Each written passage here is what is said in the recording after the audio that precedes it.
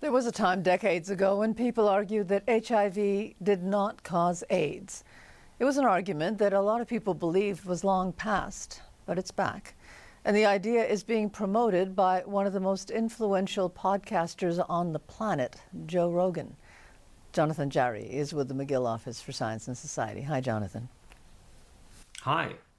So, Jonathan, at this point, there is no denying that AIDS is caused by the virus HIV. You can't be knowledgeable about AIDS and deny that HIV causes it. We have stacks, and I mean stacks, mountains of data proving this. Virtually everyone who has ever had AIDS tested positive for HIV. We have animal studies on the virus. We have many people who were accidentally infected and went on to develop AIDS. It's like gravity, it's real. But at the start of the AIDS pandemic, many promoted this idea that AIDS was caused by lifestyle and not the virus.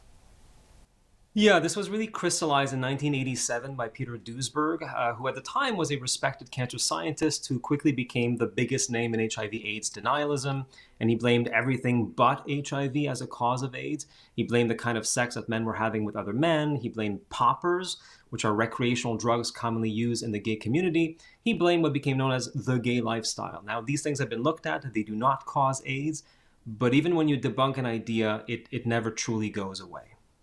So decades later, Jonathan, how does Joe Rogan come into all this?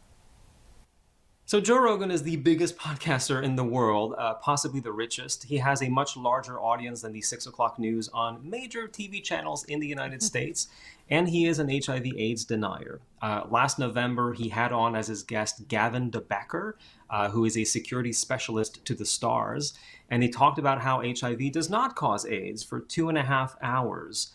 To millions of listeners and viewers. Another problem also is that Joe Rogan says something about the drug AZT, right? That's the drug that's used to treat AIDS. Well, less so now, but AZT was the first drug approved to treat AIDS. It was originally tested as a potential anti-cancer drug, but it was unsuccessful. Rogan claims that AZT was killing cancer patients faster than the cancer itself, and that pharma decided to unleash it on AIDS patients so that they could profit from it.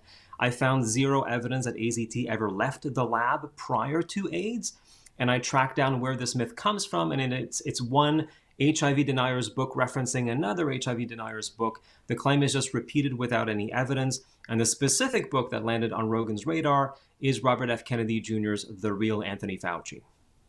And I guess we shouldn't laugh off these claims, right? Because people can die as a result of these lies. Yeah, I mean, some people with AIDS have died of AIDS because they believe these lies. In fact, some HIV/AIDS denialists were infected and died of AIDS. Hundreds of thousands of people died in South Africa in the early 2000s because their president used Peter Duesberg's misinformation as health policy. And now I worry that people listening to Rogan might stop taking their HIV medication. But, you know, AIDS is not the fatal disease that it used to be for most people. And it's not taken as seriously as a result as it was in the past. So this myth that heterosexual people cannot get AIDS is also dangerous, right? Over half of all HIV positive people are women. The infection was first spotted in gay men because that kind of sex more easily results in tears, and so blood and fluids can mix. But worldwide, 80% of all HIV infections result from men having sex with women. Okay, so now why is all this coming back now, Jonathan? Why? Like, why is it coming back? To make sure I still have a job. Look, Joe Rogan is a conspiracy. He's a conspiracy theorist, and he always has been.